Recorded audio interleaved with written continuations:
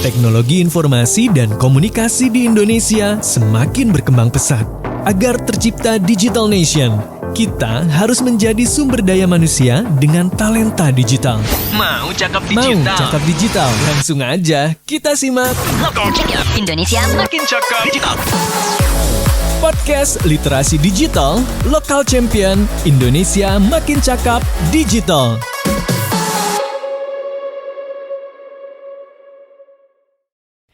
Assalamualaikum warahmatullahi wabarakatuh. Halo, apa kabar? Semoga semuanya dalam keadaan baik dan juga sehat. Salam kenal, saya Bintang Cahya yang akan jadi host untuk di podcast Lokal Champion Makin Cakap Digital.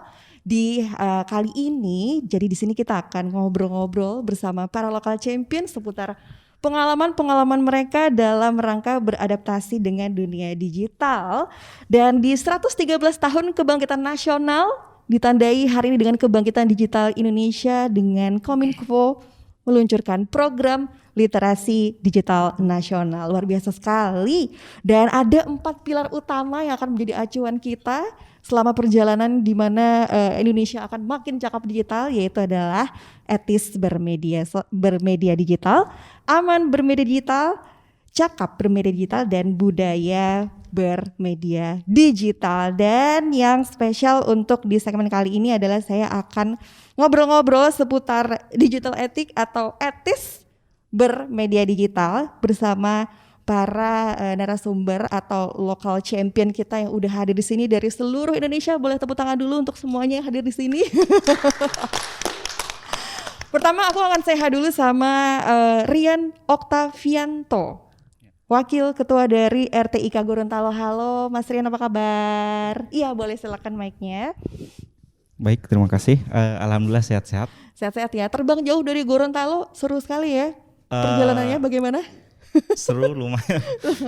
Penerbangannya cukup nyaman, alhamdulillah. Dan sampai sini juga alhamdulillah tidak macet, jadi tidak terlalu beda dengan Gorontalo yang senang tidak macet. Senang sekali menikmati Jakarta yang tidak macet ya.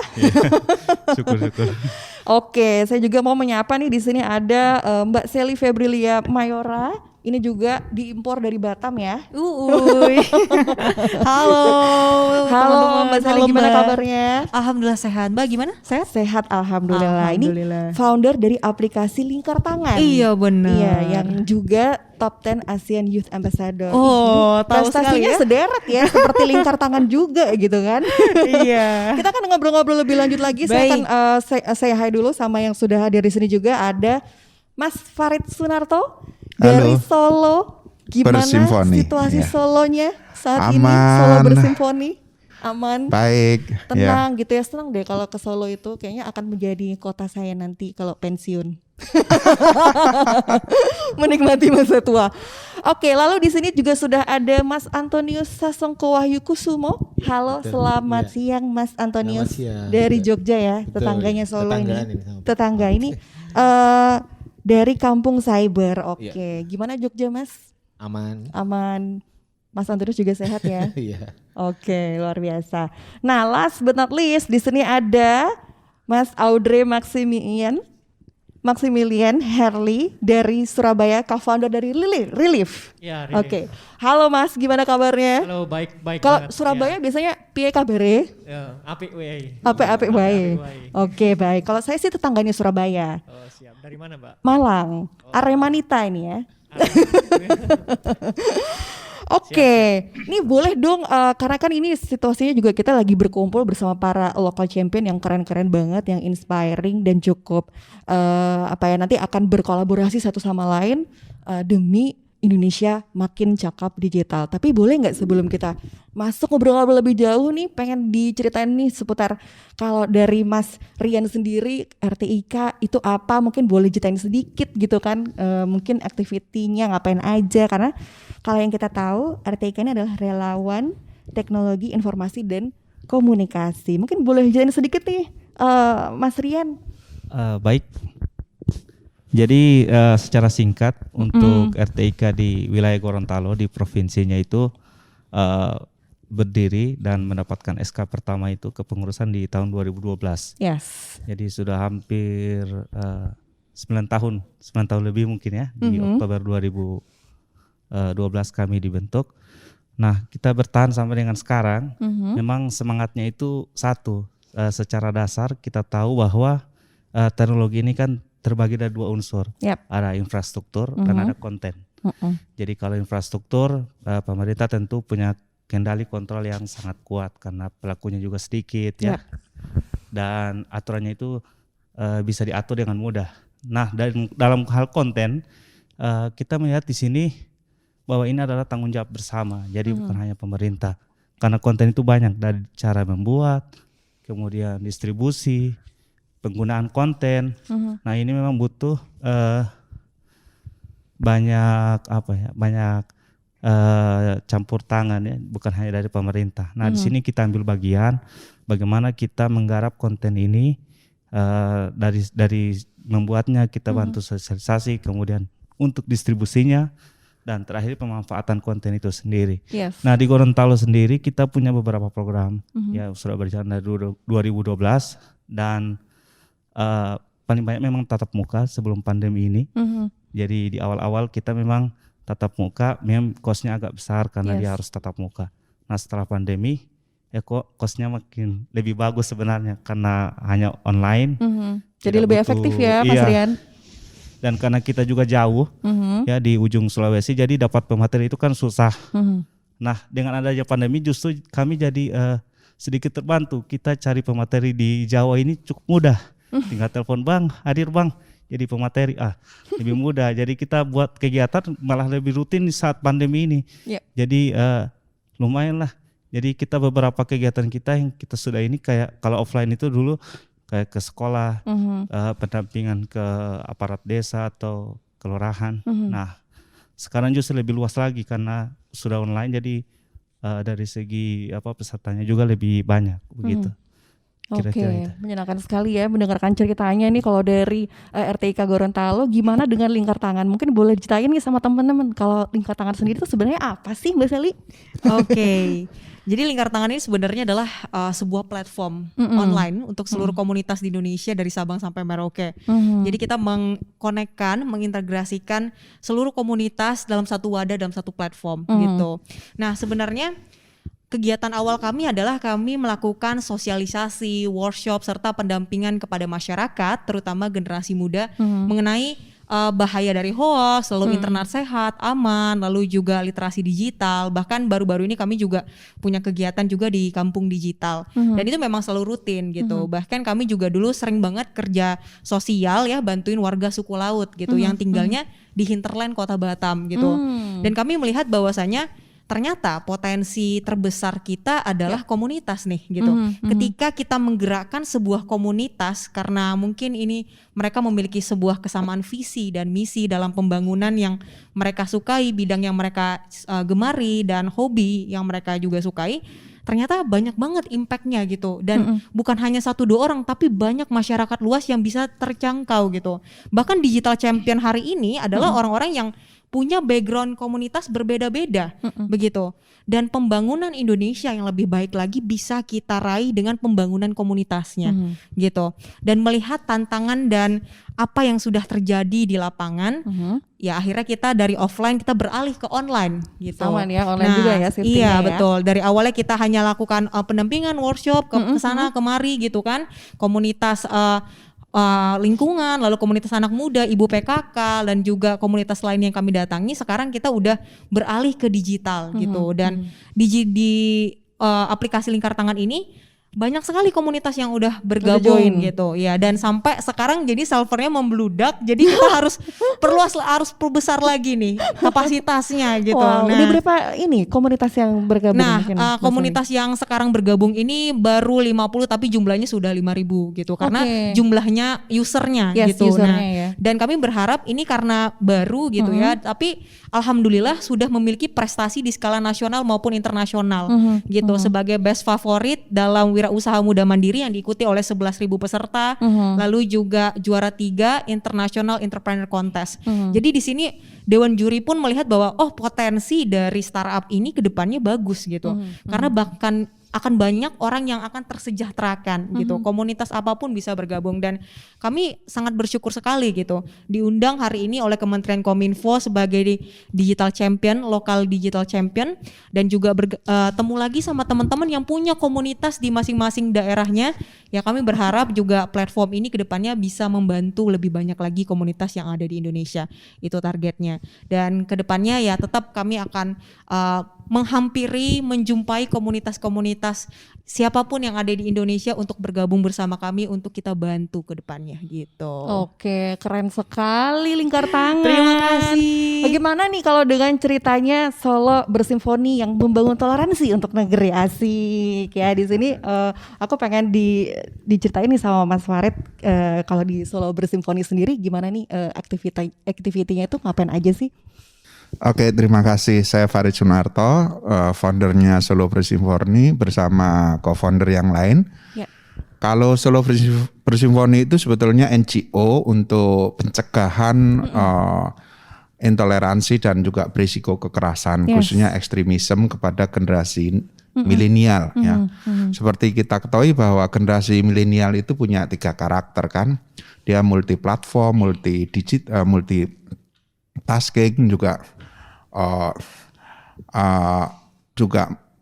beberapa kapasitas yang lain di mana mereka bisa memiliki resiko terhadap terpapar informasi digital. Nah, seperti kita ketahui ada adik-adik kita yang terpapar itu mereka menjadi kombatan, mereka membuat bom. Itu adalah generasi milenial yang mereka memang sangat canggih memanfaatkan digitalisasi. Lah, instrumen yang digunakan adalah local culture values gitu, yaitu kita packaging dengan hastalaku. Jadi hastalaku itu adalah 8 nilai budaya lokal dan kemudian kita milenialkan dengan kita mencetak volunteer. Ada sekitar 200 volunteer yang sudah kita training, masing-masing training selama 3 hari, ada beberapa angkatan, dan mereka menjadikan Solo Bersimfoni itu semacam ruang komunal untuk berkreasi, membuat semacam rumah kreatif gitu. Kemudian kita mendorong advokasi regulasi dan terakhir kita membuat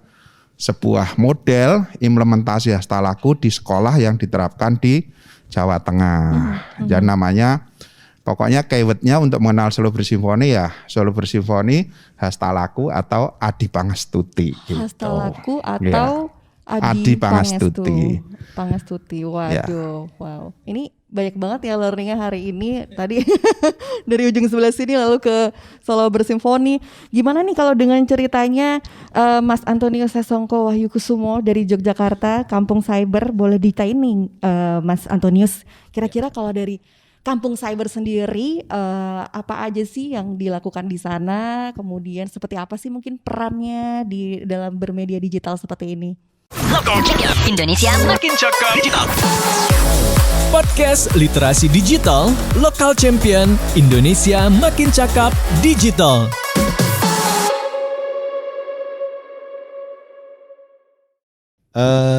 Saya perkenalan dulu tadi, nama saya Antonius Sesongko atau ya dipanggil Pak Koko ya.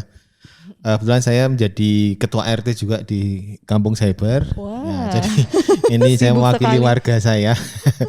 Jadi memang full di Kampung Cyber itu memang kegiatan sosial ya, memang tidak non profit gitu, memang sebuah gerakan organik dari masyarakat.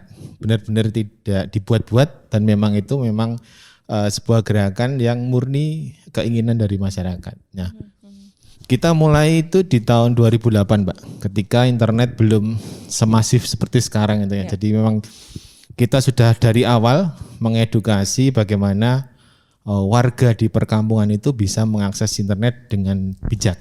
Jadi waktu itu memang banyak sosialisasi, banyak mengedukasi dari anak-anak, remaja sampai ke orang tua, lansia, itu kita edukasi tentang teknologi informasi. Walaupun secara kemampuan mereka itu memang benar-benar dari nol, karena memang background masyarakat di sana itu adalah kebanyakan mereka wira swasta, tidak terlalu familiar gitu dengan yang namanya teknologi.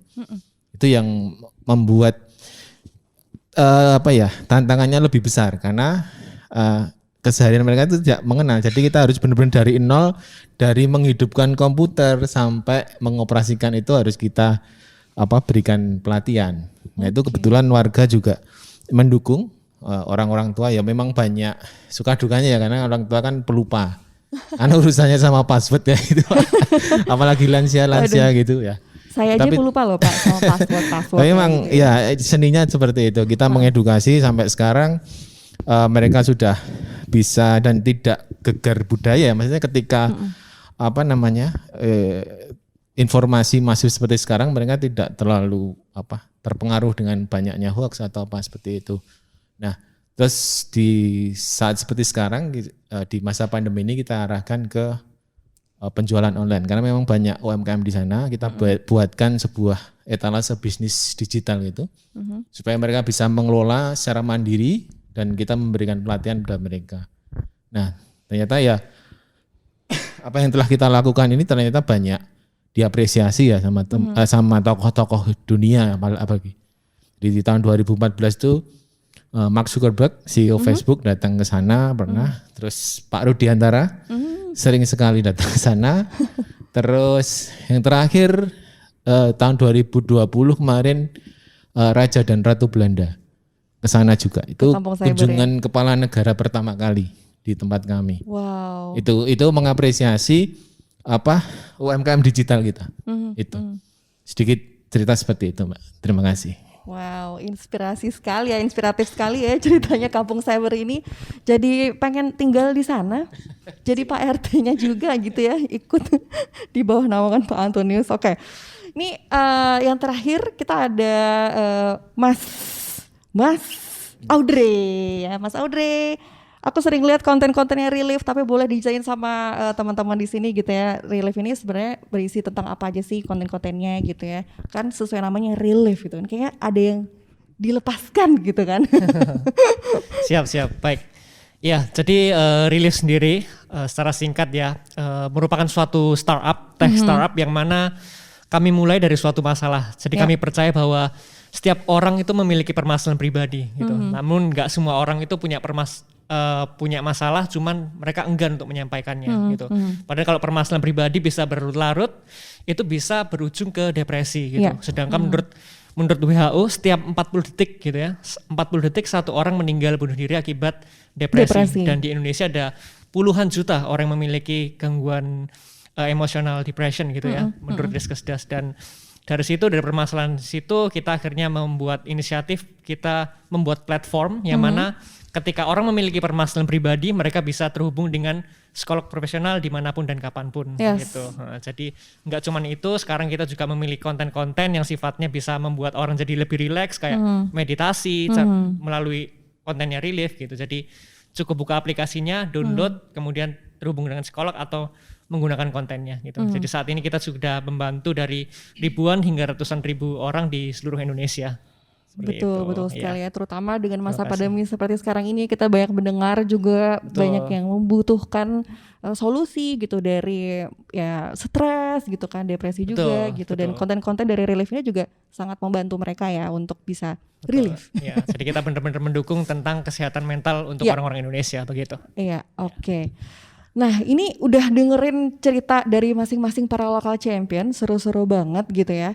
Dan aku ada pertanyaan berikutnya gitu nanti buat para local champion ini gitu ya. Kira-kira karena kan di sini kita judulnya adalah makin cakap digital gitu ya. Pengen tahu dari berlima yang ada di sini hari ini gitu ya. Kira-kira apa sih sebetulnya pentingnya kita nih masyarakat Indonesia, anak-anak muda, generasi kita nih punya yang namanya literasi digital gitu. Mungkin siapa yang ingin menjawab gitu ya? Silakan aja. Apa sih sebetulnya pentingnya dari masyarakat kita punya sebuah literasi digital gitu yang baik tentunya, biar makin cakap digital. Silakan. Boleh ya? Silakan Mas. Mas Farid ya. Iya. Ya. Jadi memang generasi Z ini sekali lagi dia menguasai 3 kapasitas sekaligus. Jadi interest mereka ya otomatis sesuai dengan kapasitas mereka sejak lahir gitu. Jadi kalau saya beberapa generasi, tapi generasi Z itu kan langsung menguasai multimedia, beberapa media dia kuasai gitu. Platform, multi platform, beberapa platform juga dikuasai sekaligus gitu. Jadi kalau saya editing video dengan satu platform tertentu, orang lain belum tentu senang dengan platform yang saya pakai gitu. Kemudian multitasking, artinya dia melakukan banyak hal dalam satu waktu. Lah, interest mereka kalau kita tidak sajikan konten-konten yang memang itu digital, mereka tidak akan suka. Katakanlah engagement-nya rendah, insight-nya rendah. Kita buat konten juga nggak ada yang nonton. Dan gilanya lagi generasi swipe up katanya. Jadi kalau misalnya 7 detik pertama itu tidak menarik, pesan yang ada di tengah yang mungkin di detik ke 60 itu sudah nggak sampai kepada generasi Z, generasi digital. Maka narasi digitalisasi itu memang harus kita buat sedemikian rupa sampai pesan itu bisa diterima oleh target audiens gitu. Itu pentingnya ya kita menguasai si literasi digital ini sendiri. Tapi dari saya begitu kira-kira. Oke. Indonesia makin cakep digital. Podcast Literasi Digital, Lokal Champion, Indonesia makin cakep digital.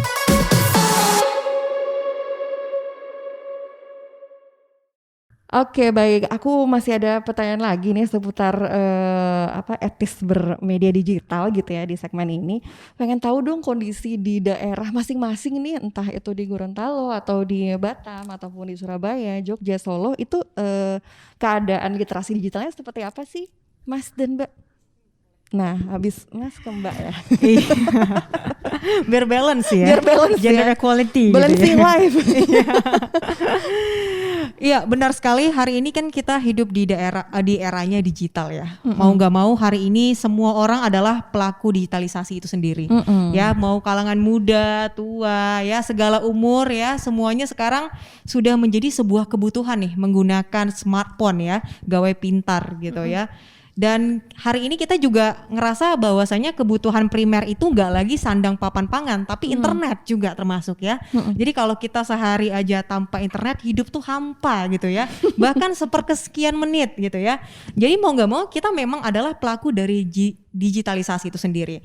Tapi yang kurang hari ini adalah apakah kita benar-benar memiliki sebuah edukasi mengenai literasi digital gitu. Di dalamnya itu sudah memuat bagaimana cara kita menggunakan sesuatu teknologi ataupun digitalisasi hari ini tuh dengan baik gitu, dengan maksimal, tidak menjadi pisau yang berbalik menyerang kita gitu ya, karena memang digitalisasi ini seperti pisau bermata dua ya, yang ketika kita gunakan ya akan bermanfaat untuk kita jika baik gitu ya, tapi kalau nggak baik justru menyerang kita gitu ya. Akan ada UU ITE ya, kalau kita menyebarkan informasi hoax akan terkena penjara dan sanksi lainnya gitu ya.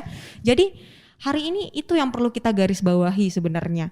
Dan untuk di Kota Batam sendiri, mungkin di sini udah banyak yang tahu ya Batam ya. Batam pasti kalau dibilang Batam deket sama Singapura, betul ya. Deket sama Malaysia, iya benar banget teman-teman semua ya.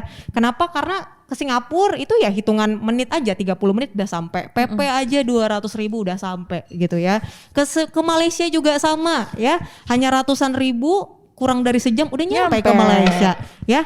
Tapi tantangan dari masyarakat Kota Batam ini juga besar gitu ya, karena dia juga berkaca bukan hanya lagi berkaca secara nasional gitu, tetapi persaingannya sudah global gitu ya. Bahkan kita juga ini free trade zone gitu, barang-barang yang dari luar negeri itu bebas pajak gitu. Mau nggak mau masyarakatnya harus dituntut untuk memiliki tingkat literasi digital yang baik gitu ya.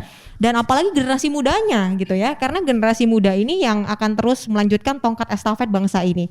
Dan alhamdulillah saya senang sekali gitu, untuk di lingkungan circle saya itu teman-temannya malah justru ikut nih, generasi mudanya ikut mensukseskan gitu dan membantu mensosialisasikan kepada masyarakat. Nah tadi saya katakan di awal bahwasanya baru-baru ini kita juga mengikuti kegiatan untuk bantu masyarakat di kampung digital gitu. Kita bantu nih emak-emak, bapak-bapak ya, yang awalnya gaptek gitu istilahnya ya, nggak ngerti nih teknologi terbaru gitu ya.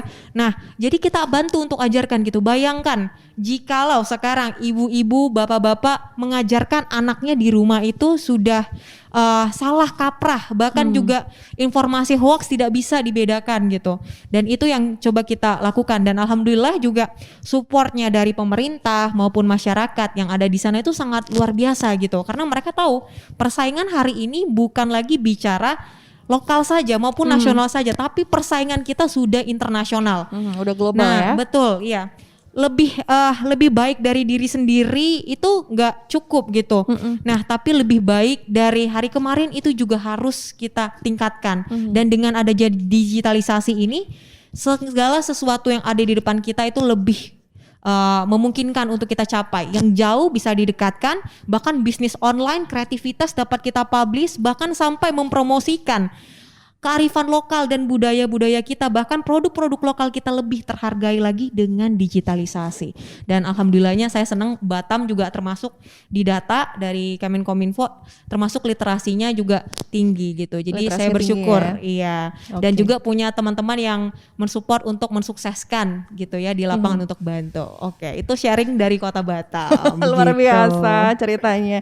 Oke, mungkin kalau dari kota Gorontalo deh, saya pengen denger nih ceritanya gimana sih situasi literasi di daerah Gorontalo gitu, literasi digitalnya. Baik, terima kasih.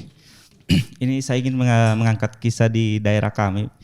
Jadi di Gorontalo itu sendiri secara provinsi penduduk kami itu sekitar hanya 1,2 juta, 1,2 sampai 1,3 juta. Nah di Gorontalo itu ada grup Facebook.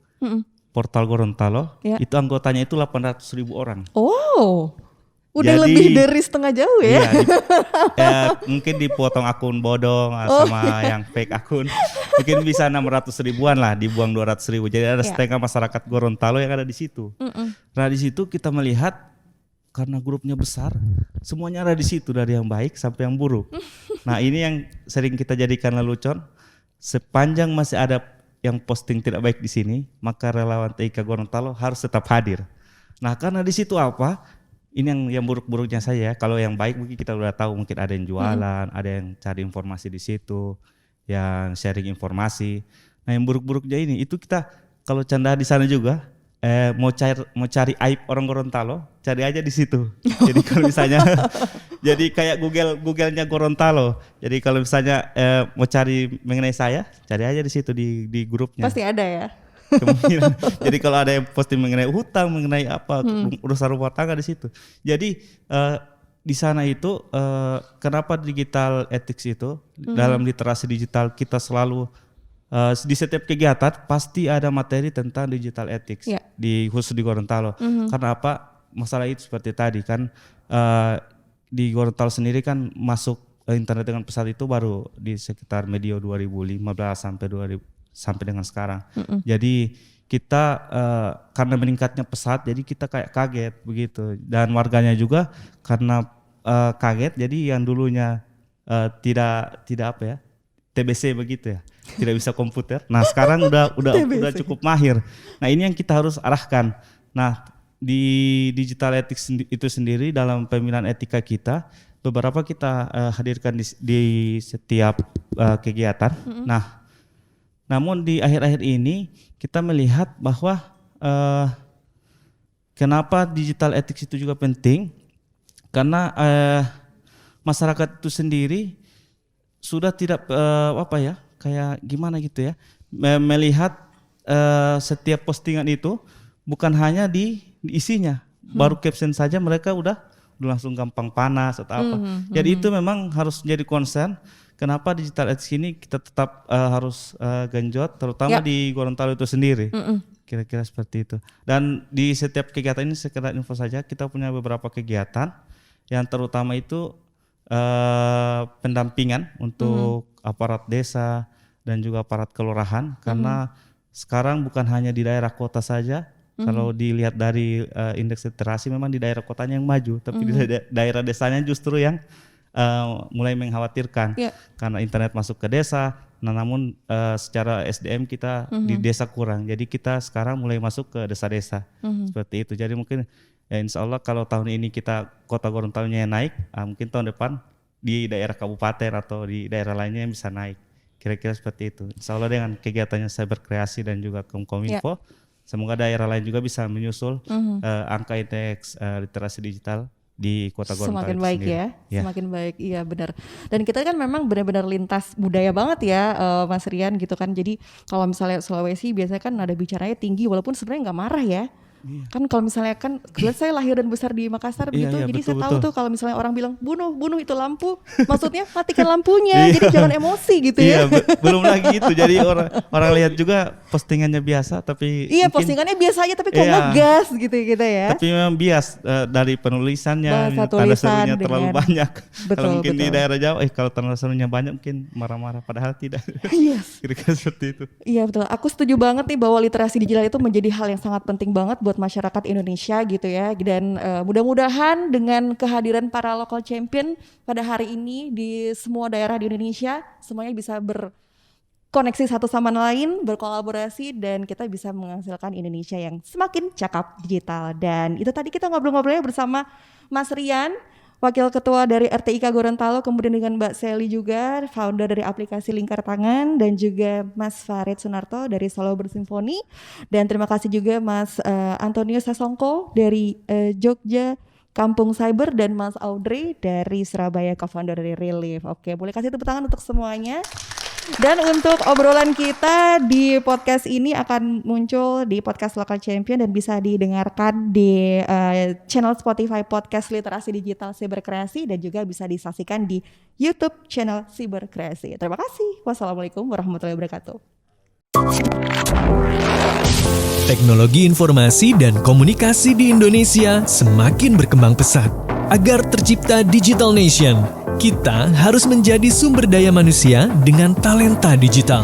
Mau cakap Mau digital? cakap digital? Langsung aja kita simak Local Check Indonesia makin cakap digital. podcast Literasi Digital Local Champion Indonesia Makin Cakap Digital.